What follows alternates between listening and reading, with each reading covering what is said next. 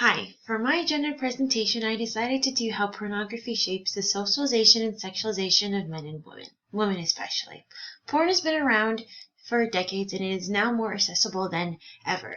Like many productions that has influenced us, like TV, music, movies, music videos, I believe that porn does the same thing. It impacts sexuality, sexual well-being, as well as our society and how we not only view women, but their bodies. So, for our first peer review article, self-preserved effects of pornography consumption against heterosexual or straight men. And we take a glimpse of how men's consumption and comprehension of porn affects their own sexual well-being and lifestyle, and how watching porn influences these types of behaviors that we will get into later on in the presentation. It is also hypothesized that the majority of the men will believe that pornography has a positive effect of their life rather than negative. And as you can see here, the sample consisted of men as young as the age of 18 years old to the documented age of 73. They're from different locations, varying locations, different relationship statuses, and different levels of education. And as you can see here in this table, you can see that the positive effects definitely outweigh the negative. It's a little confusing, but you can look in the key here and it explains what each of the categories symbolize. SL is sex life, LG is life in general, ATS is attitude towards sex, PATOG meaning the perception of and attitude towards the opposite gender, and lastly, which is of course the most, SK, which is sexual knowledge. So as shown from the data, the hypothesis was proved correctly. However, it was also found the participants' most common negative effects were the unrealistic effects that came from watching porn, and which the men were acknowledged that the most unrealistic to them were how women were the willingness of participation, the enjoyment and pleasure they receive, the specific sexual practices, and unrealistic for men is body shape, genital size, quality of one's erection, and sexual stamina. Which leads us to, leads us to the next peer review article, which is Women Experiences of Pornography, a systematic review of research using qualitative methods. This report is a collective meta-analysis of women's experiences when watching porn. In the report, the researchers were able to put it in 4 broad themes, yet, however, for time's sake, I had to boil it down to 2 relevant themes. Women encountering pornography and pornography in the South. And the researchers found that the women's reactions were complex and diverse. They accumulated studies from 9 different countries. However, it was verified that both men and women are engaged and involved in all levels of production and consumption of porn. However, women receive less attention than men do in research about porn, which inevitably makes a woman's experience less known and less understood. Which now brings us to our first theme, women encountering porn. Like I mentioned before, accessibility, porn is much more accessible and is now mostly watched through on a computer or a smartphone on the internet. And while as exposure is done in 3 ways. Intentional, which is composed of adolescents and adult women intentionally seeking such material. Accidental, which is mainly done when the women are teenagers, mostly because of the emerging age of social media and what may appear in an internet search engine, and indirect through a partner's use, which is pretty self-explanatory. Another important aspect is how women feel empathy for the porn actors, predominantly the female actresses. Women would also comment on how the actors' facial expressions look, and they would reflect on their level of comfort based off of the sexual activities that they are pursuing in the material. Which leads us to our second theme, pornography and the South. And through this, we're able to see how porn has influenced women's bodies, their perception of their bodies, and understanding sex. When observing the actors, women often compare their own bodies to the female actresses, and which most consist of comparisons of weight, body shape, facial features, and pubic hair, which can result in unhealthy concepts of idealization, feelings of inadequacy, normalization, and or criticism of the actors' bodies. The participants would also say stuff as like, I wish I had a body like that, or I don't have a perfect body like those porn stars. Um, and when it comes down to understanding sex, it was kind of torn. For some, it was welcomed in a sense of resourceful information due to the absence of teachings about sexuality within school and from parents, though other participants, however, argued that it was a terrible source to learn from these types of material, since it is unrealistic in terms of sexual practices and gender roles. Which leads us to the next peer review article, Women's Critical Responses to Sexual Explicit Material, the Role of Hyperfemininity and Processing Style. Van Oostens and peers had this report be about women's perspective when, and their favorability when actually watching pornography. Each woman differed in gender role orientation, which means hyperfemininity in our case, and how they individually process sexually explicit material, which in this case we'll call SEM. And the report had women aged from 18 to 30 react to two different types of SEM, male-targeted and female-targeted. The hyperfeminine women would not be critical of male-targeted SEM. The women were divided into three categories: low, moderate, and high hyperfemininity.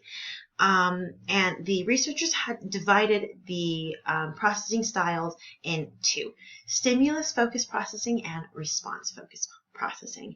Stimulus-focused processing is described as the woman viewing the SEM as an observer from a third-person point of view. As for the latter, they saw themselves as the subject. They saw it in a first-person's point of view. And just as expected, as you can see, the women who are the high hyperfeminine women were not only not critical of the male-targeted SEM, but they actually responded positively towards it. They really liked it, actually. So the hypothesis was proven correctly from the research done of the report.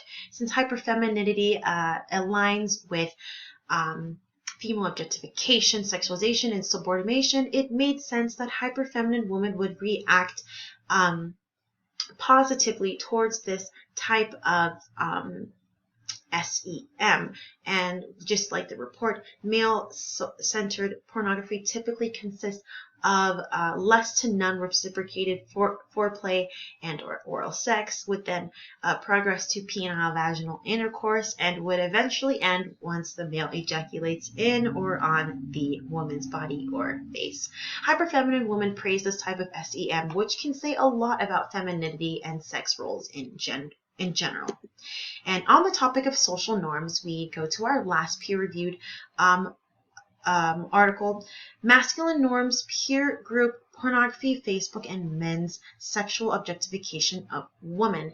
And in this report, we take a glimpse of how closely the gender role of masculinity is tied to the act of objectifying and sexualizing women, and how much these behaviors can be traced to how these big four indicators, masculine norms, peer, close friend groups, pornography watched, and Facebook and social media usage can adhere to the objectification and sexualization of women. It also found that these three dimensions of traditional masculine gender role adherence, playboy, power of women, and violence, are high indicators of evaluating women's bodies and making unwanted sexual gestures. So we can go to the first influence, which is masculinity and objectification. Masculinity itself is known to be guidelines and defines norms of men's actions and behaviors. Just like as mentioned before, the traditional masculine gender dimensions, these three contribute and are relevant to men sexually objectifying women. Playboy, which is the desire to be sexually promiscuous, power over women, refers to the beliefs that women are subservient to men and men should control them, and violence, which is pretty self-explanatory, the belief that physical force and aggression are generally acceptable behaviors for men to display in public. Which leads us to our second influence, male peer group association. Male groups serve a major influence on gender role and identity and expression. And if a male's peer group has behaviors that tolerates abuse of women, demeaning or disparaging their girlfriends, using sexual force with women, and or engaging in physical aggression with their girlfriends, this type of behavior not only normalizes violence and the sexualization of women, but it promotes and justifies the sexual objectification women experience. With these type of, or men have these type of peer groups and engage in these actions, they do it to be validated as real men and to fully feel as they belong with the group. Which leads us to our third influence, pornography usage. Pornography is another significant variable to examine the likelihood of sexual objectification. Men who have been strictly socialized into hypermasculinity have been positively correlated with consuming the most porn.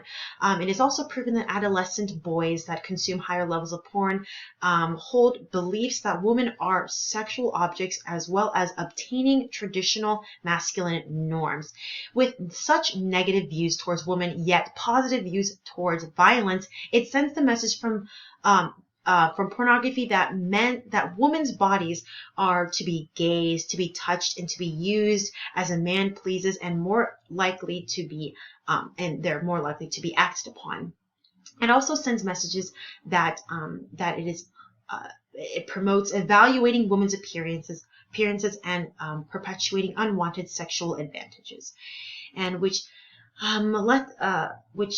leads us to our final influence, Facebook usage. Facebook is known to be a communication platform used to keep up with friends and family and relatives, but have also connected with viewing women as inanimate objects.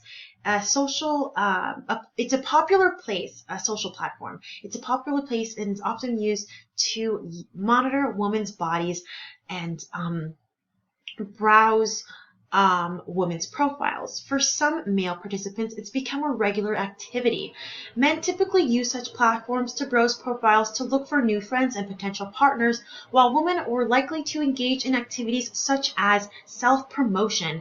However, self-presentation also unfortunately promotes the idea that women are inanimate objects and sexual objects to be gazed at. So to quickly summarize each of the articles, here is our first one.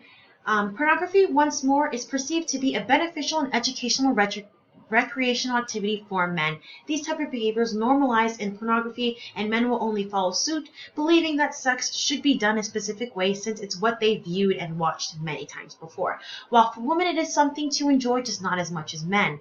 This being the first systematic review of women's experience concerning pornography. The narrative for women in pornography was written not only by men but for men, so it's a known consensus that it's unrealistic, but people still watch it, and just like in this peer review, people learn from it. When it comes down to the enjoyment of porn, it is a different story. Porn centers around a woman, however, not for their pleasure. This report shows that women who are hyper-feminine not only don't criticize male targeted porn, but they enjoy it. It comes down to the question if women have been socialized to have men enjoy them sexually but not be reciprocated. It is not a coincidence that feminine women enjoy that type of content. Hyperfeminine and hypermasculinity both correlate in sexual inequality and subordination of women. This idealization does not stop in the bedroom. When it comes to masculinity, it's been conditioned differently. Masculine norms, men's peer groups, porn, and social media are all interactives and interfere with the endorsement of application traditional masculine norms and men's sexual objectification. Thank you. Oh, and here are my references.